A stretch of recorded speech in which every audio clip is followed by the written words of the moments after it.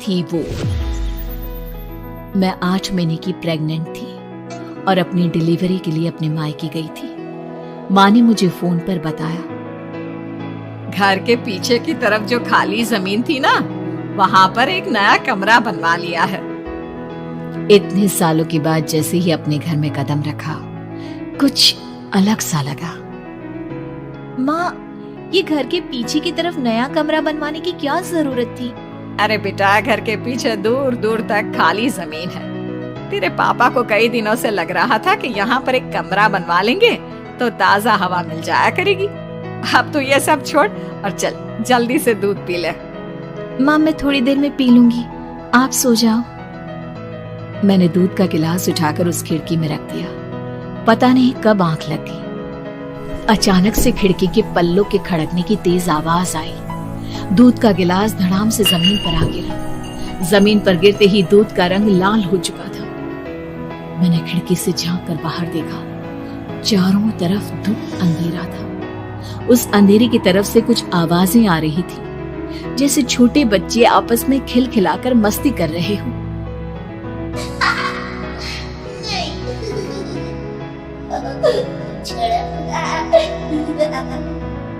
इतनी रात को इतने घनघोर अंधेरे में बच्चों की आवाज कैसे आ रही है?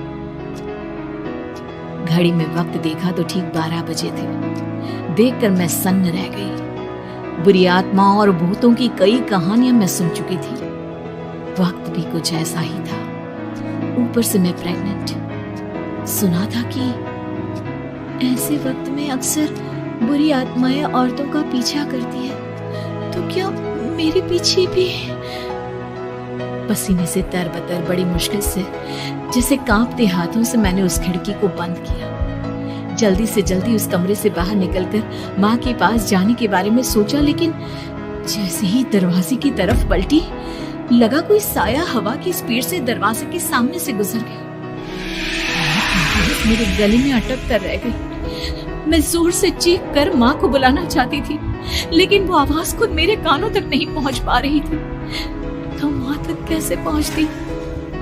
खिड़की के पल्ले एक बार फिर तेज हवा के झोंके से धड़ाम करके गिर गया और पूरी ताकत से मैं चीख पड़ी। जानती थी मेरी चीख की आवाज सुनकर कुछ ही सेकंड में माँ वहां पहुंच जाएगी, लेकिन ऐसा कुछ हुआ ही नहीं। मेरा कलेजा डर के मारे फटा जा रहा था।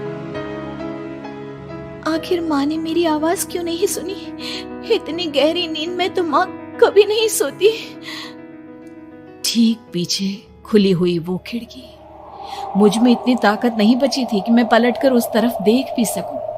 हवा का एक सनसनाता हुआ झोंका उसी वक्त मेरे कानों से आकर टकराया। लगा जैसे किसी ने दबी हुई आवाज में धीरे से मुझसे कहा, चली जाओ यहाँ से। मैंने दोनों हाथ अपने कानों पर रख लिए और एक बार फिर ताकत लगाकर जोर से चीखने की कोशिश की। माँ! पापा! मेरी आवाज उस कमरे की दीवारों से टकराकर वापस मुझे ही सुनाई दे रही थी। जितनी ताकत के साथ मैंने चीखने की कोशिश की थी, कुछ ही देर बाद उससे कहीं ज्यादा तेज और दर्दनाक चीख मुझे सुनाई देने लगी। ये आवाज ठीक मेरे पीछे खिड़की से आ रही थी। वो आवाज मेरे कानों में पिघलते हुए लोहे की तरह गिर रही थी।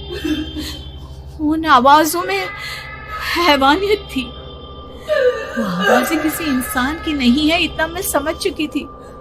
कांप रहे हाथों से मैंने अंधेरे में कुछ ढूंढने की कोशिश की। तभी अचानक मेरा हाथ बेड पर रखी टॉर्च पर पड़ा। किसी तरह ताकत लगाकर टॉर्च का बटन ऑन किया, लेकिन ये क्या? सामने दरवाजे पर 3 छोटी लड़कियां खड़ी हुई थी। उनके हाथ में स्टील के चमचमाते हुए चाकू थे। मैं घबराकर लड़खड़ाई और पीछे की तरफ हटी, लेकिन तब तक वो मेरे पास आ चुकी थी।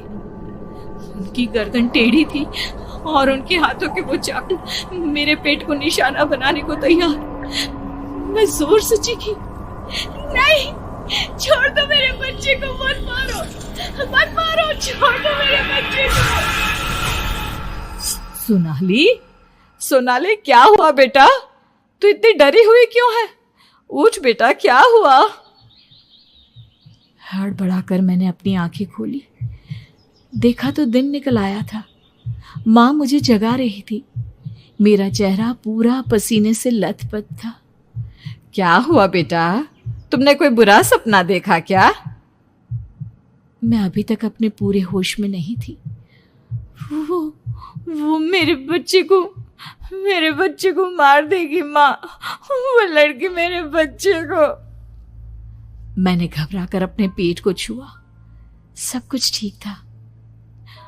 और वो दूध जो रात को यहाँ पर गिर गया था, उसका रंग लाल हो गया था। माँ ने हंसते हुए दूध का गिलास मुझे दिखाया।